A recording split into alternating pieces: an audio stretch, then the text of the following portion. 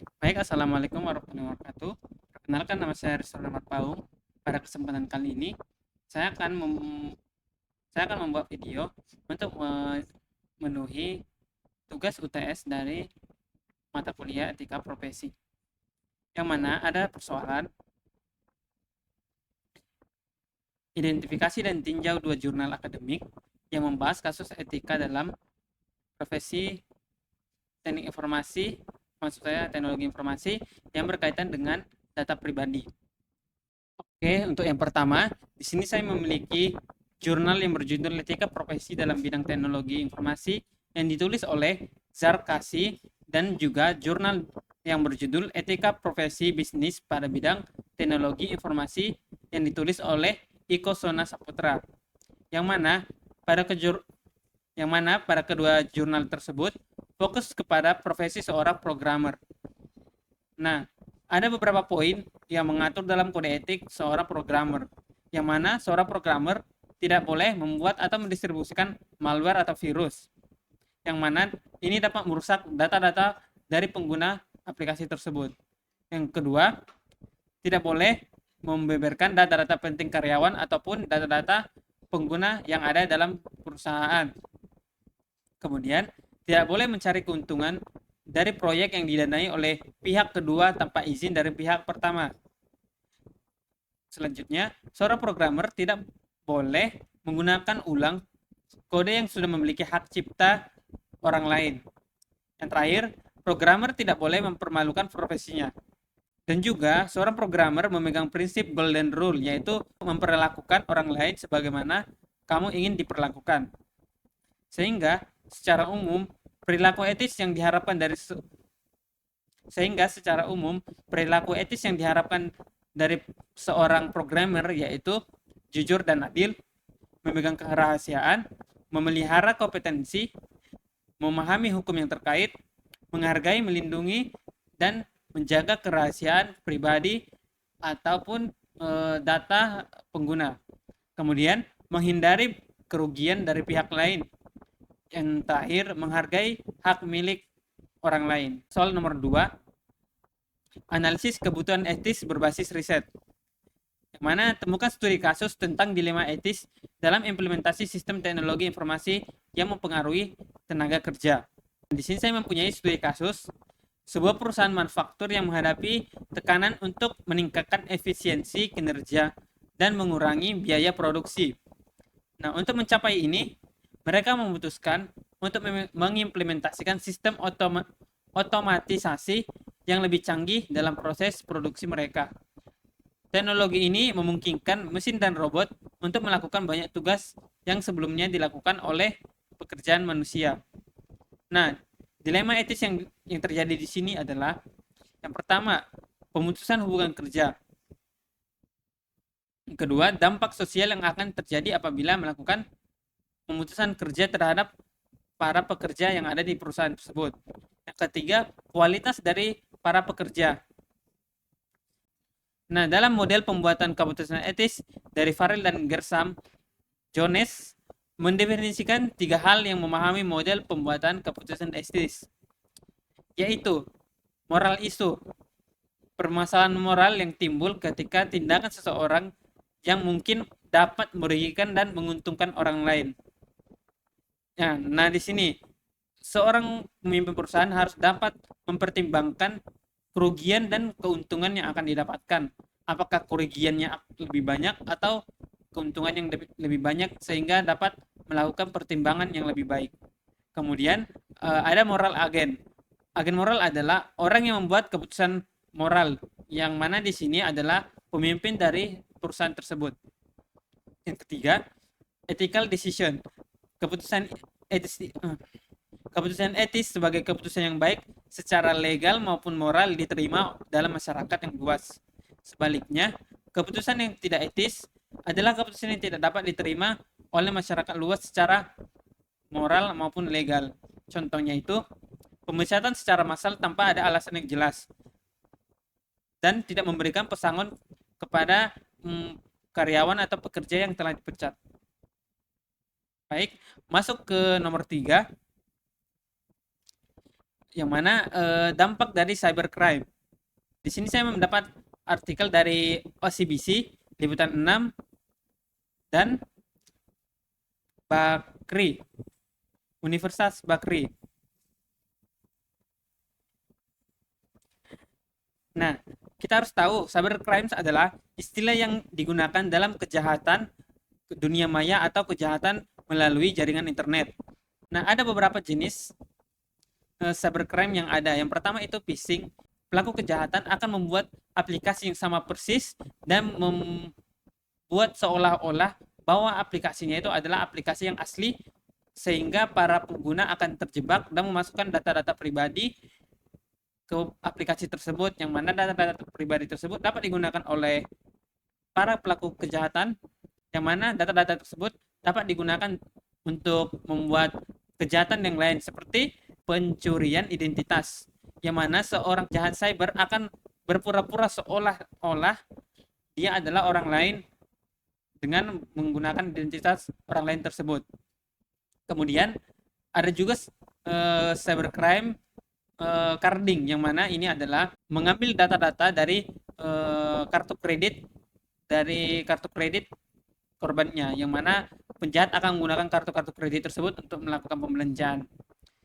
Yang kemudian ada juga yang sering kita dengar, yaitu cyberbullying, di mana cyberbullying ini adalah mengolok-olok seseorang melalui internet, yang mana ini sering terjadi di dalam sosial media seperti Facebook, Instagram, dan lain sebagainya. Kemudian ada spamming. Spamming ini adalah kejahatan cyber yang melakukan pengiriman pesan secara terus-menerus atau dalam skala besar, yang mana ini dapat mengganggu dalam sebuah sistem maupun orang tersebut.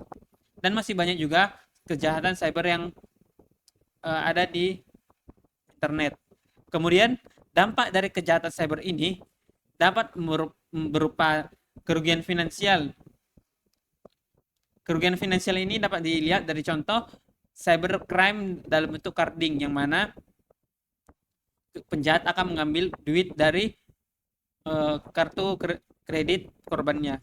Kemudian ada pencurian identitas yang sebelumnya dari phishing maupun dari yang lainnya. Kemudian gangguan layanan. Nah, gangguan layanan ini terjadi dari kejahatan cyber yang contohnya spamming, yang mana sang pelaku kejahatan akan melakukan spam kepada sistem, yang mana sistem dapat terjadi down. Yang terakhir itu adalah masalah psikologis dan emosional. Ini terjadi dari kejahatan cyber yang itu cyberbullying. Nah, karena adanya cybercrime ini, maka muncullah profesi cyber security, yang mana profesi ini bertugas untuk mengamankan baik jaringan, cloud, maupun aplikasi tersebut. Contoh di Indonesia ada Kominfo, yang mana dalam beberapa kasus Kominfo melakukan pemblokiran terhadap beberapa web atau aplikasi yang dinilai melakukan cybercrime. Pada persoalan nomor 4, tentang etika dan hukum dalam teknologi informasi. Carilah artikel hukum yang membahas tentang kelemahan etis dalam privasi dan perlindungan data. Kemudian bandingkan pendekatan hukum antara dua negara. Baik, saya akan menjawab dari persoalan tersebut. Pada tahun 2022, terjadi kebocoran data mencapai 143%. Nah, untuk menjawab fenomena tersebut, kehadiran hukum menjadi kunci utama dalam memberi perlindungan data pribadi bagi pengguna, baik secara preventif baik maupun persuasif.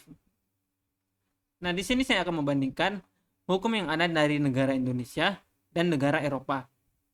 Di Indonesia terdapat Undang-Undang Nomor 27 Tahun 2022 tentang perlindungan data pribadi. Namun, dalam praktik hukumnya sering terjadi kekeliruan dalam penerapan sanksi administratif, sanksi pidana, atau sanksi perdata.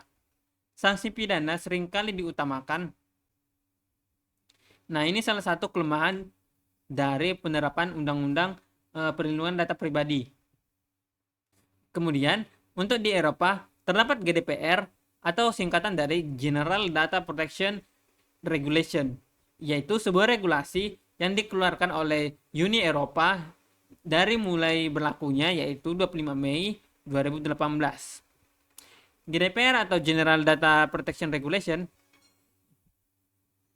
memberikan individu kontrol yang lebih besar atas data pribadi dan memberlakukan persyaratan ketat pada organisasi yang memproses data tersebut. Nah, dari kedua hukum ini, kita dapat membandingkan dari beberapa aspek. Yang pertama, aspek pendekatan. Di dalam hukum Indonesia, aspek pendekatannya masih berbasis prinsip. Sedangkan di dalam regulasi Uni Eropa, pendekatannya sudah berbasis hak. Kemudian, dalam aspek kekuatan hukum, dalam undang-undang dalam Indonesia, aspek kekuatan hukumnya kurang kuat. Sedangkan di Uni Eropa, aspek kekuatan hukumnya lebih kuat. Kemudian dalam aspek kontrol data, di Indonesia, kontrol data diberikan kepada pemilik data. Sedangkan dalam Uni Eropa, kontrol data diberikan kepada individu, bukan sang pemilik data. Kemudian, sanksi atau perlindungan. Di dalam Indonesia, sanksinya masih belum jelas dan belum tegas. Sedangkan di Eropa, sanksinya ketat dan tegas. Nah, kemudian di dalam persoalan, kita membayangkan kita sebagai seorang pemimpin IT untuk menghadapi kasus kebocoran data tersebut. Maka ada beberapa hal krusial yang butuh penanganan cepat, yang mana langkah-langkah yang dilakukan adalah sebagai berikut. Yang pertama itu evaluasi situasi, pelaporan pelanggaran, yaitu melaporkan pelanggaran-pelanggaran dari undang-undang tersebut. Kemudian tindakan korektif, yaitu melakukan tindakan-tindakan yang menindaklanjuti kejahatan-kejahatan yang ada. Kemudian penguatan kebijakan, yaitu meningkatkan kebijakan hukum atas penggunaan data pribadi. Kemudian masuk kepada nomor 5. Pada nomor 5, di sini disuruh review literatur yang menggambarkan konsep profesi luhur. Profesi luhur dalam konteks bisnis adalah sebuah konsep yang mengacu kepada kegiatan bisnis yang dilakukan dalam etika, moralitas, dan profesionalisme yang tinggi. Dalam konteks TI, studi kasus yang mencerminkan konsep profesi luhur adalah kasus kebocoran data besar-besaran yang terjadi pada sebuah perusahaan teknologi terkemuka. Dalam kasus ini, para profesional TI di perusahaan tersebut dihadapkan pada dilema ketika antara melindungi data pelanggar dan menjaga reputasi perusahaan. Yang kedua, terdapat studi kasus yang mencerminkan profesi luhur, yaitu kasus perusahaan teknologi yang menghadapi tekanan untuk meluncurkan produk baru tanpa uji coba yang memadai. Dalam kasus ini, manajemen perusahaan dihadapkan pada keputusan antara memenuhi target keuangan dan memastikan keamanan serta kualitas produk yang dikeluarkan. Berikut ini adalah prinsip-prinsip yang dapat diterapkan dalam menghadapi tantangan tersebut, yaitu integritas dan tanggung jawab, kepentingan stakeholder, kualitas dan inovasi. Yang terakhir adalah keadilan dan kesetaraan. Baik, cukup sekian dari pemaparan saya. Apabila ada kesalahan kata maupun kesalahan informasi, mohon maaf. Sekian dan terima kasih.